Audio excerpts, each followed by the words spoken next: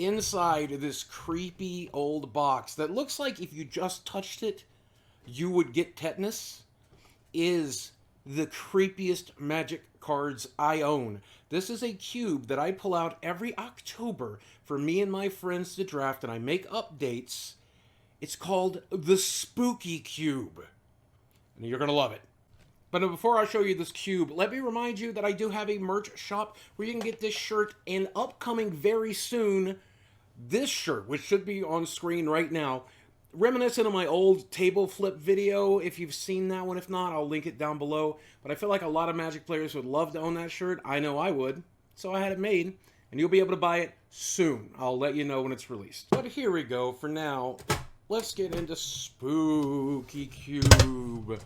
And this box is the old school Deckmaster box. You know, John versus Finkel. They only made one Deckmaster box. I don't know why everybody still refers to it as that. But the cards have been removed out of it. And this box was actually given to me by the old school store owner, John, who passed away, owned Gallery of Champions here in Fayetteville. And I keep Magic cards in it to this day, as a way to honor and remember that very kind old man that ran the very first Magic shop I ever shopped in here in Fayetteville, Arkansas. So, while I show you these cards, I want to tell you some spooky stories that I think you will enjoy hearing about my life. And we can talk about the individual cards. For those of you who are unfamiliar with the Cube, you can look up either Cube Tutor or Cube Cobra. I think Cube Cobra is the current one. Cube Tutor shut down. Anyway, to show you what a cube is, but it's a collection of Magic cards you and your friends can get together and draft. That's what that is. So I've had several paranormal experiences that I think I have told you guys about in the past. And I'm going to go over a couple of them in case you've never heard them. Here's one I know that you haven't heard, and it's probably the silliest one. But way back in the day, we lived in an old house on Castlewood, River Road. And if you've seen that house on River Road, I mean, it was in my origin video. It was straight up haunted. I mean, I genuinely believe that. I slept in a room that was right off of this little tiny dining room. The tiny dining room had a door that led down to the basement. And the basement is where we would light the furnace during the winter. We had a coal furnace downstairs. And that house had a half dug out basement. Completely unfinished. I mean, it's just all cinder blocks and gravel and garbage, but crappy old wooden stairs that clearly looked handmade. And then on top of that, just a small furnace. And it was rumored that the dude who owned that house built that basement after the house was built, dug it out afterwards, because it was built on the side of a hill, so it was fairly easy to do that. Just remove the dirt from underneath it. Cinder block foundation is going to hold it up, the whole 9 yards. And apparently had a heart attack in that basement while he was doing that, and died in that house. So that door that led to the basement had a bolt lock on it. Had a regular doorknob too, but that doorknob did not lock. It's like a bathroom doorknob or kind of that kind of thing. Old school bathroom doorknob. But it also straight up did not lock. So there was a bolt on it, a bolt lock, which always just didn't make sense to me. But I guess maybe if you're worried about somebody breaking in down to the basement floor and then coming up, but there's a locked door down there. There's locked windows down there. So it doesn't make a lot of sense. But we were only in that house for about a year. And during that year, several times I would be laying in bed, watching television or playing video games, and I would hear that basement door open up. Honest to God, out of the blue. But it would be bolted. We would always bolt it every time we came up and came down. And even though there was a furnace downstairs, it would be so much colder in the basement, so that door opened up, you would get a cold blast of air. Which meant I would have to get up in the middle of the night, or while playing video games, or watching television, go close that door, throw the bolt. And sometimes, even in the same night, after throwing that bolt, that door would open itself up. Well, one night, I was dating this girl out of Gate City, and she was long distance, so we were only able to talk for a short period of time, because, long distance phone charges back in the day. And her and I got into a disagreement, and I got off the phone with her, and I was very hurt, and I was very upset, and I was laying in bed, and I heard that door open again. Heard it like that. I got so upset. I was like, I don't want to close the damn door right now. The door slammed itself. I got up and I looked, and the bolt was closed. Now, I mean, obviously, anyone with a brain would tell you, hey, maybe I dreamt that. Maybe it was a delusion. Maybe I was heartbroken. But I was wide awake, man. So that was the first paranormal experience I ever had. I guess I'd been primed a little bit because I'd been told by my grandfather about his paranormal experiences. I've seen a lot of scary movies, that kind of thing. But then there was the day that I met my mother's ghost. And this is a story that I have a lot of trouble explaining away. But my mom passed in 2009. Longtime viewers of this channel would know. And I got a fair amount of closure. I've never told the story about the closure that I got when my mom passed. But she did tell me on her deathbed that she ruined my life, and I told her, no, don't worry about it. I liked the person that I was, that it was all okay.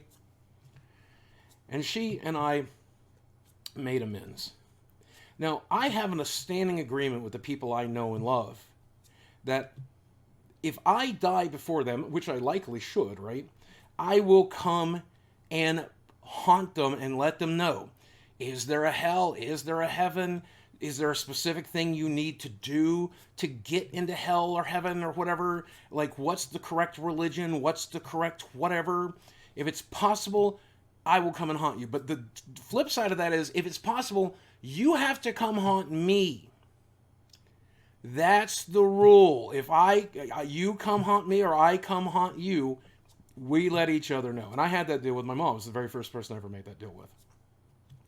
So in 2010, I was playing World of Warcraft. And it was really close to Christmas. My mom had passed. Maybe it was I think it was December of 2009, because mom passed in October of 2009. So I think it was December of 2009.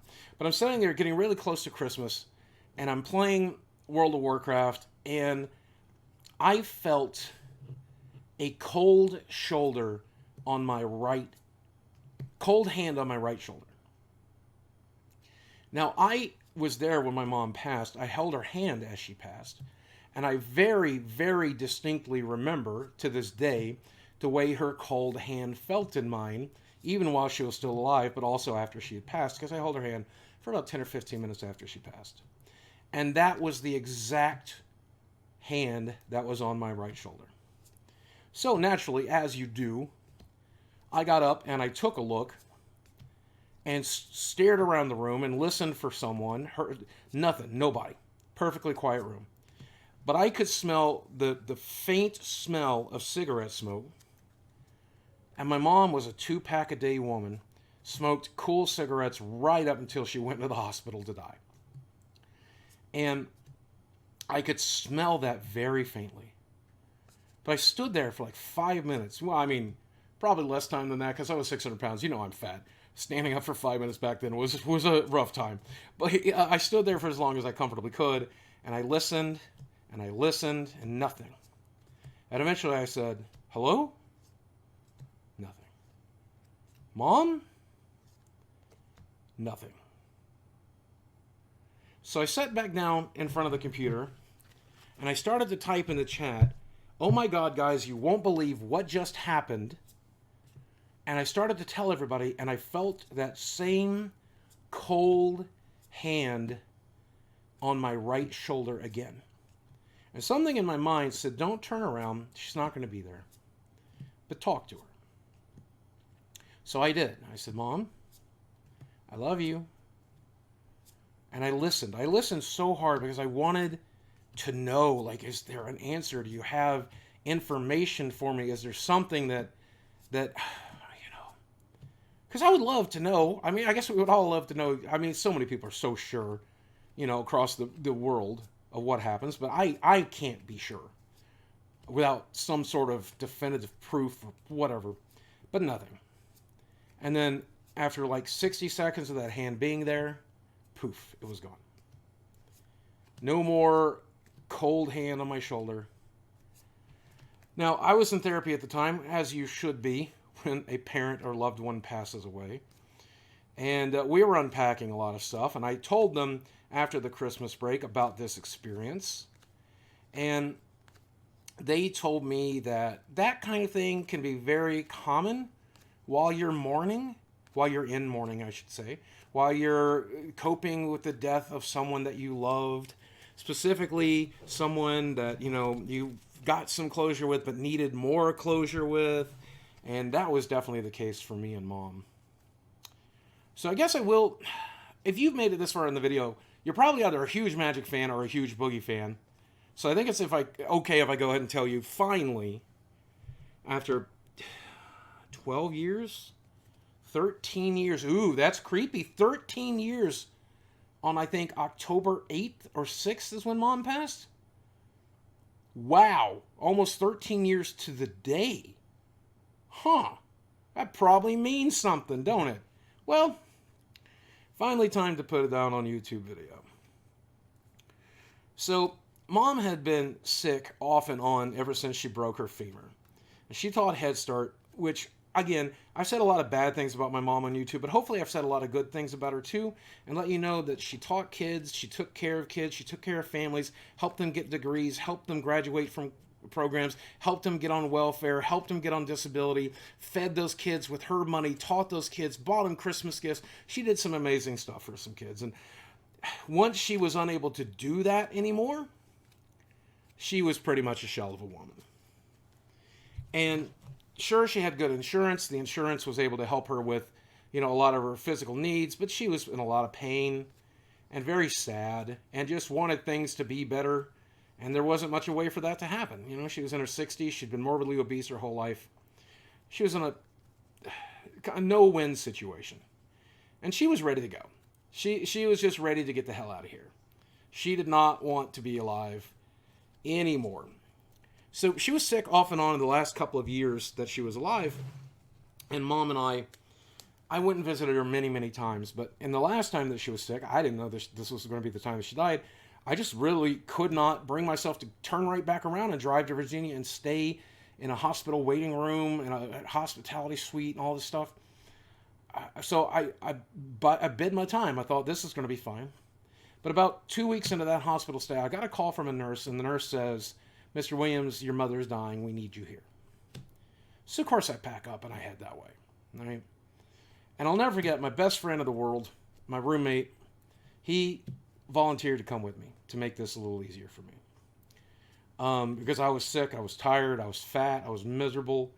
So, plus I could use the emotional support. I think we could all agree we all could in a situation like that. So he helped me get there, and I got to Mom's room, and Mom is like, Stevie, they're trying to treat me, Stevie. And I'm like, I know, Mom, you're in the hospital. She goes, I don't want them to treat me.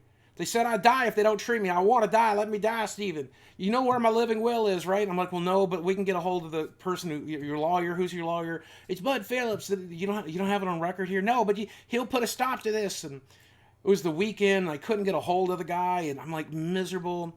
But that's when I was holding her hand, and she reached up. She said, I'm sorry. And I said, for what? She goes, I ruined your life.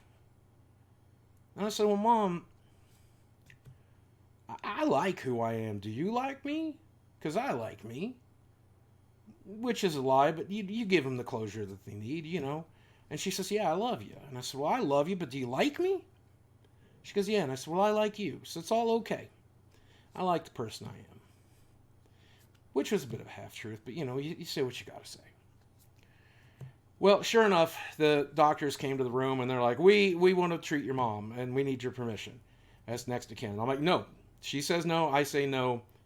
And he's like, well, Mr. Williams, we're pretty certain we could save her by giving her dialysis. And I'm like, yeah, she doesn't want that, man. So don't do something to her that she doesn't want done. That's not going to... She goes, well, Mr. Williams, we really need to treat her. I'm like, no, you don't. You don't. And you're not going to. Not while I'm here, bud. That's why I'm here. So he left the room, and apparently he called my brother, and my brother gave him permission to treat her over the phone. And apparently the doctor claimed that they only needed the permission of one person in the family. I don't know. But the guy came back and he says, we're going to put your mom down to ICU, and we're going to put her in an extended coma, a medically induced coma, and then she'll never know that we treated her. If she comes back out of it, she'll be happy she's alive and feeling better. And I'm like, I assure you she won't, sir. She'll be mad as hell. I know this woman very well. She's been wanting to die for years now. It's all she talks about. And he's like, well, Mr. Williams, we're going to do it anyway.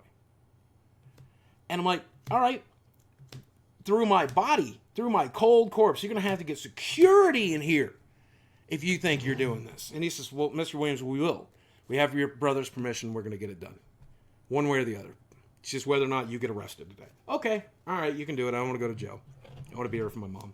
So put her down to the ICU, and they give her medicine that makes her medically induced. She goes to sleep, and she's screaming on the hallway, Stevie, what are they doing? What are they doing? Mom, it's fine. It's fine. You're going to be okay. It's horrific for her. It's horrific for everybody involved. I feel bad for the doctors and nurses as well. Lord knows I probably wasn't acting like a normal human being that day either, because I was going through just as much as they were, But they put her in a medically induced coma, and they tried to clean her kidneys, and it just failed utterly. And about 5 days after that, I show up. I'm there every day. I visit every day. I sit with her as long as they'll let me, which is 20 minutes at a time in the ICU, twice a day or 3 times a day, something like that. But in the middle of the night, on like the 5th night, they call me and they're like, Mr. Williams, your mother's dying. If you'd like to come say goodbye, now's the time. And I'm like, what do you mean? She goes, well, her organs are shutting down now, and we're going to help her along. Which is a thing I didn't know that we did here in the United States. I'm glad that we do it. Because we can be a little backwards about stuff, but if someone's going to die anyway, somebody's in pain, it's good that they do that kind of thing. So I get to the ICU, and they're like, Mr. Williams, you can't go into the room with her. And I'm like, the hell I can't. Why not? She has several different antibacterial resistant strains in her body that's killing her. If you go in that room, you could pick them up, and we won't be able to treat it because they're antibiotic resistant.